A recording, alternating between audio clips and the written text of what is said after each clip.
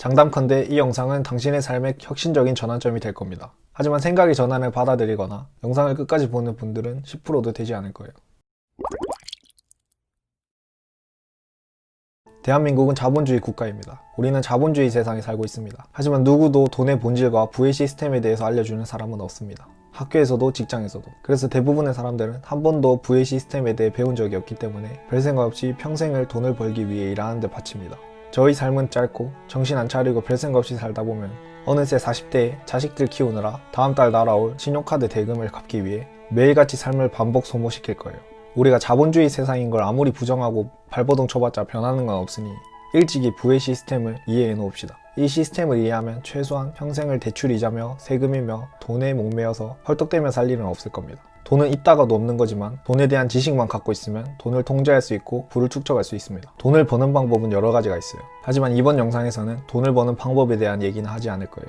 당장 돈을 버는 구체적이고 현실적인 방법들은 어차피 다 일시적인 거고 시간이 지날수록 방법은 계속 변화하는 거기 때문에 방법론에 대한 얘기는 하지 않을게요.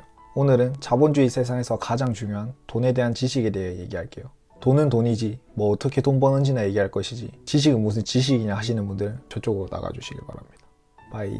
자, 그럼 부의 시스템, 아니 그냥 영상 보는 분들 개인의 입장으로 주머니 시스템이라고 할게요. 어이가 없을 정도로 간단한 이야기일 수 있는데 우리들의 주머니 시스템 중 가장 중요한 건 자산과 부채예요. 대한민국 사람 80% 이상은 자산과 부채를 올바르게 구분하지 못하고 부채를 자산이라고 여기며 살고 있어요. 여기서부터 반감이 들거나 의아하시는 분들이 있을 거예요. 저도 자산과 부채는 당연히 알 거라고 생각했는데 제 얄팍한 지식에 정반대였거든요. 아주 쉽게 생각해서 자산은 우리들 주머니로 돈이 들어오는 것이고 부채는 우리들 주머니에서 돈이 빠져나가는 거예요. 그럼 여러분들에게 가장 큰 자산이라고 하면 가장 먼저 떠오르는 게 어떤 게 있을까요? 아마 집, 차를 가장 먼저 떠올렸을 거예요. 우리가 거주하는 집은 일단 세금을 내죠. 그리고 대부분 대출 없는 집은 없기 때문에 매달 대출 이자가 빠져나갑니다. 시세의 변동이 있을 수 있겠지만 오른다는 보장은 없고 집을 갖고 있음으로써 얻는 소득은 없어요. 물론 집은 없는 것보다 있는 게 낫겠지만 우리 주머니에서 돈을 빼가는 집은 자산이 아니라 부채예요. 당연히 자산인 줄로만 알았던 집이 지출투성이었던 거죠. 그럼 다음으로 차. 이거는 구입하고 대리점에서 끌고 나오는 순간부터 감가상각이 시작돼요. 또 매달 내는 자동차 할부금과 보험료, 기름값, 세금까지. 차는 더더욱 자산이 아니에요. 부자들은 자산을 키우는 데 집중하고 중산층들은 부채를 자산으로 여기며 부채를 갚기 위해 평생을 열심히 일합니다.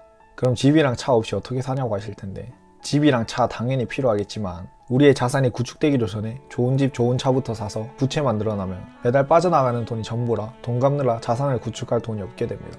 자산을 먼저 구축해서 월급 위에 다른 파이프라인을 만들면 부채를 감당하고도 남게 될 거고 남는 돈으로 다시 자산을 구축해서 부의 선순환을 먼저 만들어야 된다는 거예요. 당연히 이 영상을 보고도 현금 흐름을 전혀 신경 쓰지 않고 유일한 소득인 월급이 적다고만 투덜대면서 사실 분들이 대부분이겠지만 이 영상을 받아들이고 안 받아들이고는 개인의 자유예요. 오늘 다룬 건 자산과 부채, 주머니 시스템이었습니다. 개인적으로 돈은 절대로 우리들 삶의 전부는 아니지만 돈에 쫓기며 시간적으로 경제적으로 끌려다니고서는 비전과 영혼이 쇠퇴되어서 행복한 삶을 살 수 없다고 생각하기 때문에 시청자 여러분들도 제 영상 이외에 다양한 지식들을 습득하면서 가치로운 삶을 살길 바랄게요. 아무튼 영상 끝까지 봐주셔서 감사합니다. 발음을 이렇게 한다. 아무튼 영상 끝까지 봐주셔서 감사합니다. 오리지널 소원사였습니다.